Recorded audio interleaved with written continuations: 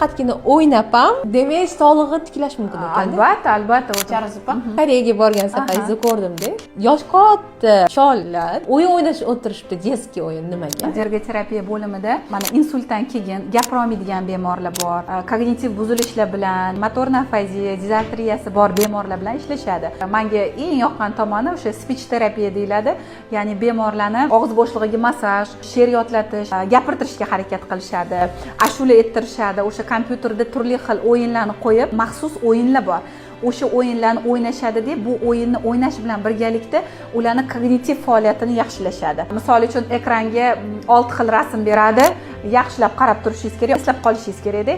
Eslab qolgandan keyin ekranga o'sha rasmlarni chiqarishadi va o'sha rasmni haligi bemor topib berish kerak. Ya'ni qaysi rasmni topdi. Ya'ni bu kognitiv faoliyat uchun juda ham yaxshi. Dizartriyasi bor bemorlarda o'sha ko'rgan bo'lishingiz mumkin, ashula ayttirishadi. Ikkita qator ashulani ayttirishadi va bemor ham u ashulani qaytaradi, tili bilan qaytaryapti, ham bu ashulani yodlayapti. Yodlash orqali miya faoliyatini ham yaxshilab olamiz, gapirishini ham yaxshilashimiz mumkin.